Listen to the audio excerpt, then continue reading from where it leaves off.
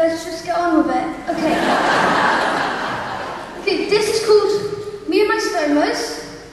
Well, I'm 10 years old and live in Plymouth with my mum, dad and my dog Jake. I was born in 2003 with a rare group of problems. I go to Elberton Primary School, the best school ever. Now, I would like to give you a little behind the scenes of how I managed to get through my stomas. I have VACTERL association, which means I have a lot of problems, both inside and out. Well, what is VACTERL association, you might be saying? Well, V stands for vertebral, E stands for anal, C stands for cardiac, T stands for trachea, E stands for esophageal, R stands for renal, and L stands for limbs.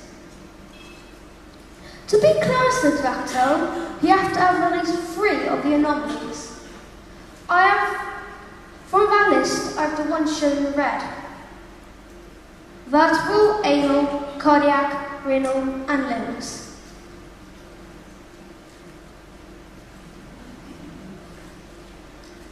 I've had 11 operations. Some I don't remember, some I do. I've had 1 on my heart, 1 on my spine, 4 on my hands, 3 on my bowel, 2 on my bladder and bowel. When I was born, I had an imperforate anus. I had an operation 2 days later to form a colostomy. The next photo was taken on the day I had my colostomy formed.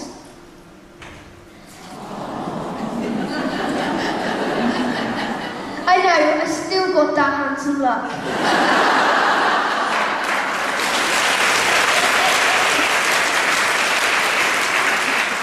The next operation was the first stage of SARP, which was at 6 months of age. After my final SARP at 11 months of age, I suffered with slow motility, which caused me to have really bad constipation, although at the same time I would still have accidents. The next couple of years were spent with mum and dad trying to find out ways of controlling my bowels through different toilet routines, as well as different diets. From the age of 4 until I was 7.5, I had an erectile rocker shafts using some different systems, including the peristeen. However, due to my hand issues, it was never going to be forever. My last operation was for a bladder augmentation.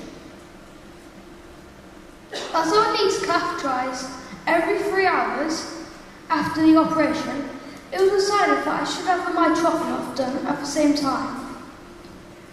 And if I was having a mitrophenol, I might as well have the ACE, 3 for the price of 1. This is when I had my operation in 2011. My stay in hospital was for 2 months, so a lot of time off school. I was quite happy about that. During that stay, I spent 18 hours in theatre, and I didn't eat food for 6 weeks. I was starving. The bladder augmentation was to make my bladder bigger. My mitrophenol is a stoma where I catheterise my bladder. It is positioned on the left side of my tummy. I do this every 3 hours, and I have a watch that reminds me.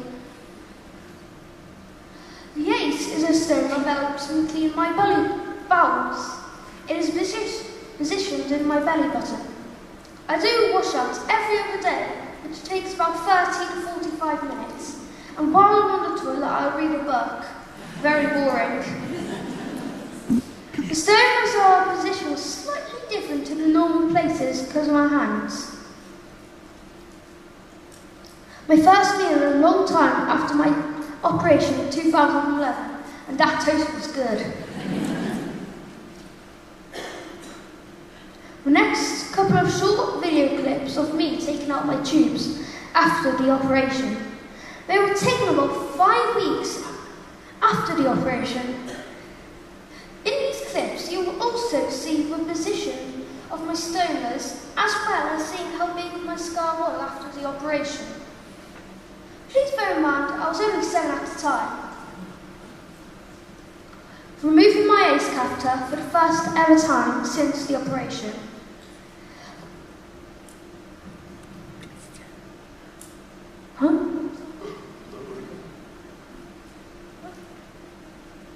There. On all of these videos, I was really nervous because it was the first time I was taking out my tubes.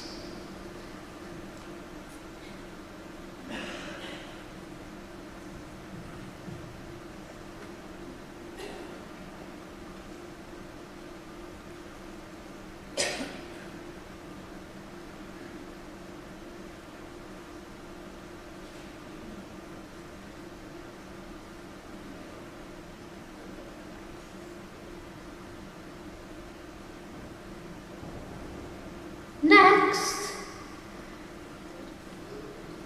is inserting the ACE stopper. The ACE stopper is something so then I'm able to make the hole without it sealing. But it started leaking, so we talked to the consultant and he said to cut it off a bit.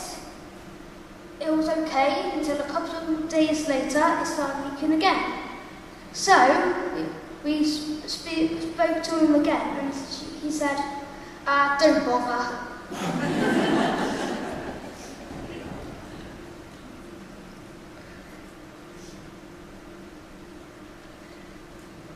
Of course, I was shaking because, well, why wouldn't you?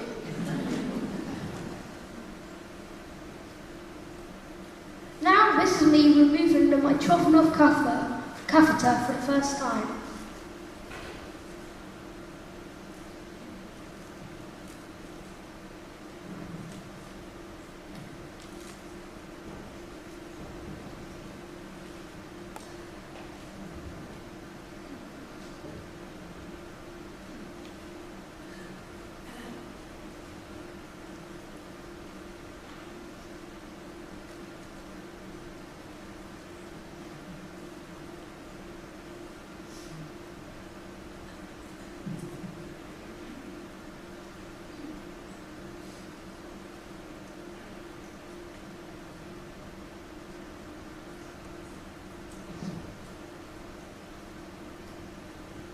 This is me inserting a new trophon catheter.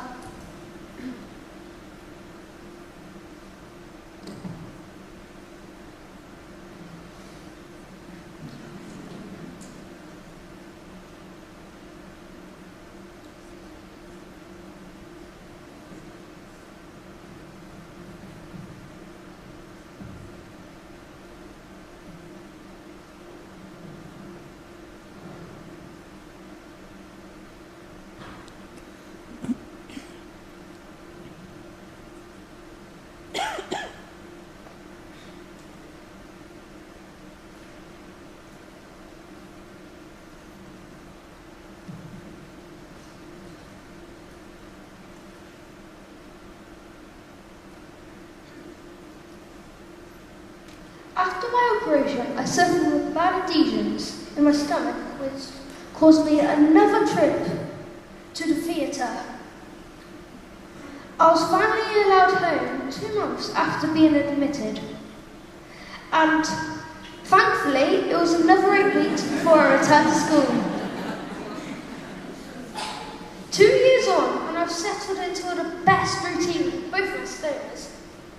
For my ACE, I now use the Quaphora system, which has been adapted slightly. This is rapidly fed, so I don't need to pump any liquids. I just turn it on and it does it itself. They've made an amazing difference to my life because I'll soon be able to carry out my treatment in my own privacy.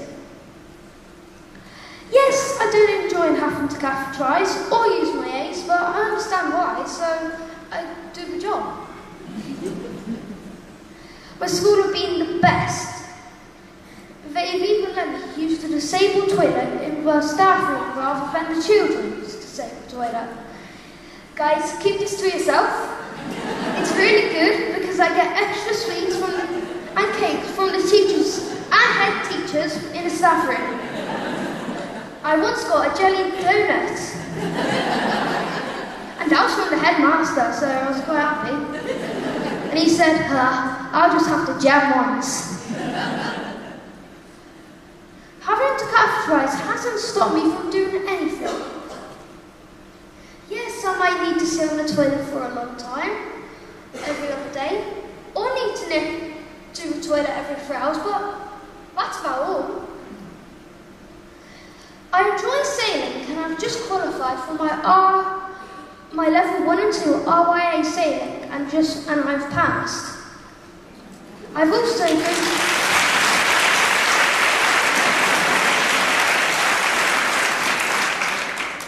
go to Cub Scouts and I've just been promoted to the highest in my group. Sitter.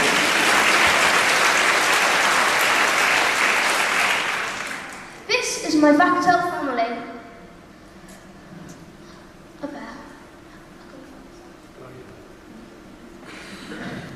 I enjoy meeting my VACTERL family because the people are the same as me, different. We look the same, we all look different on the outside, but inside we are all still the same. That's just amazing.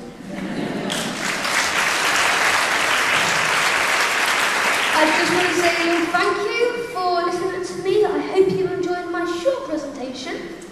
And if you'd like to see me do a talk at one of yours, please see my managers, aka Mum and Dad. My mum is the one with the camera filming it, and my dad is this guy. Now, caution, this will make you fall asleep and is entirely boring. My dad's going to say a few words, but while you stand there and try and be quiet. This is going to be hard. Aled Griffiths.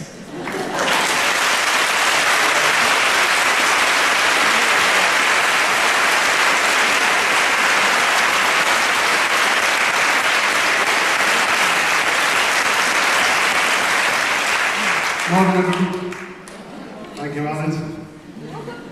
As you can see, he doesn't suffer with his confidence, despite all the rest of his problems. I think he leaves that bit to me. When Aled was born in 2003, we were unaware of any of his problems. So as you can imagine, it was quite an emotional time. Day in, day out, we would find out something different. For the first couple of years, it was an absolute nightmare. Hospital trips all the time. Operations all the time, as you can imagine. However, you come through it. In years today, they're fairly well, really, that. A bit cheeky at times, but he's had most of his issues really been around his bowel and bladder. For the first couple of years after his first and second stage start, we spent a lot of time changing his diets and just trying to find different ways of controlling his constipation. However, it didn't really work. By the age of 3, we spoke to the stoma nurse and consultant, and we ended up going down the rectal washout routine. That worked fairly well. We used a few different systems.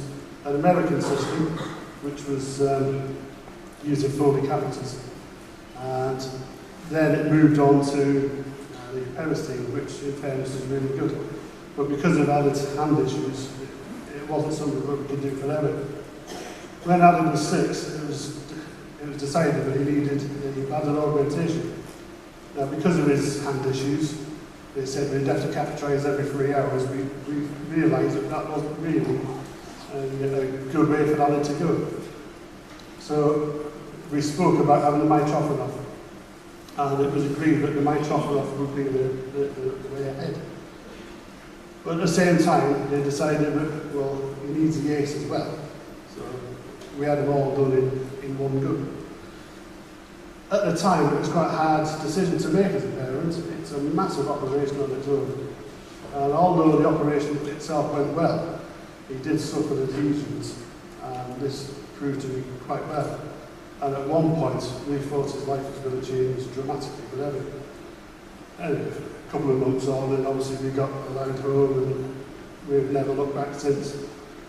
He's here, he's completed everything on his own. We help him with his ACE washouts, but in fairness, that's only because we want to give a man rather than anything else. He's a proper trooper. Since then, he likes to come on and do this sort of presentation. He loves talking. Really, really loves talking. You can see. When he was born, there was no support group for anyone with VACTERL association except for TOFs, and although TOFs were really good, they were more for looking after the TOF side of it. So we decided to start our own support group. We called it the VACTERL Association Support Group. Some of you might have come across it, some of you might not. We meet every year, and it's to allow families and people with VACTERL to get together, share their problems, etc., get ideas as to the usual stuff, And it's proved an absolute winner for the kids, the adults, the parents, everyone. It has been really helpful.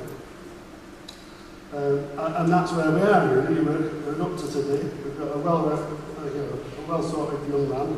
Gail and I are happy most of the time. When he's not whinging about whatever games he's playing on. I'll leave it at that, and I shall pass it back over to Aled for his last couple of years. He's just itching. Thank you. Okay, now you can rest your ears. Because now we're going to answer questions. In a minute, if you want me to sign an autograph, I'll be next to the one still filming. That's my mum, aka my manager. If you want to see my microphone off an ace, you're more welcome to see. Yeah, any questions?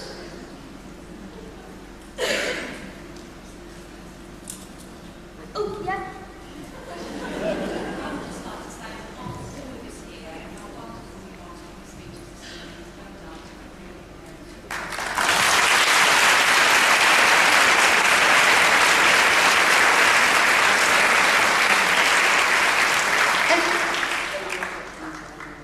Any more questions? Yeah? Okay, hi Aled, thank you. Well, I'm not going to bash you because you didn't make me cry. Remember I said that? Just to ask you, Aled, how do you find telling your friends? What do you tell other classmates about what's happened to you? Some of my friends I know I can trust, and sometimes I'm a bit, what are they going to say to others? So, some of my friends, I've told them a bit about my medical, and they've been okay. And some of them I've just say I go on a secret mission. I'm a secret agent, trying to defeat a bad guy. It's my best excuse. Yeah, anyone else? Yeah, I think that's it. Thank you for listening to me, Aled.